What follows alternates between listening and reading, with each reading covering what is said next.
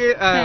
রঙের দিনটা কিভাবে উদযাপন করছো? আমার খুব ভালো লাগছে, আজকে দারুণ লাগছে যে আজকে আমার বাড়িতে মানে চাঁদের হাট বসেছে, রঙের মেলা হয়েছে, তোমরা সবাই এসছো, থ্যাংক ইউ।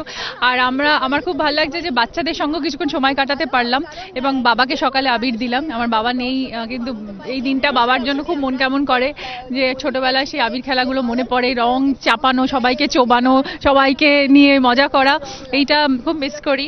আর আজকে রাজদীপ এসছে, প্যামেলা এসছে। রাজদীপ আর আমার নতুন ছবি ভাড়াটে খুব তাড়াতাড়ি রিলিজ হতে চলেছে। আমি রাজদীপ, অরুণিমা আসতে পারেনি, যাই হোক। এবং আর আমাদের যে অনিন্দ, যে আমাদের ডিরেক্টর, সেও আসতে পারেনি, সবাই এখানে নেই। এবং পামেলা এসছে, পামেলার আমার নিসেন ছবি টান খুব ভালো করেছে, 25 দিন কমপ্লিট হয়েছে, 30 দিনে যাচ্ছে, ইয়েস। আর আমরা খুব মজা করছি, মুকুলদা এবং আমাদের নতুন প্রডিউসারের জন্য ধন্যবাদ সুরজিৎ।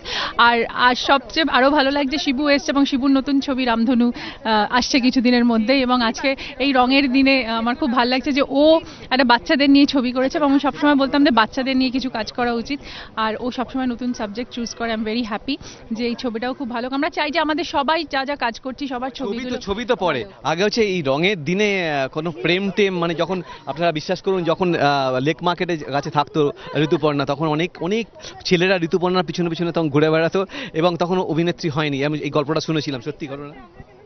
হ্যাঁ, সে তো হতোই, সেটা আবার বলার কি আছে।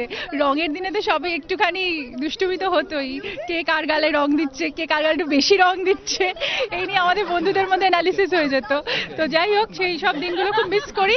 আর আই থিঙ্ক আমরা হ্যাপি হলি সবাইকে, এবং খুব ভালো থাকুন সবাই। একদমই তাই। এখানে ঋতুপর্ণার বাড়িতে রাজদীপ এসছে, আরও অনেকে, শিবপ্রসাদের সঙ্গে কথা বললাম।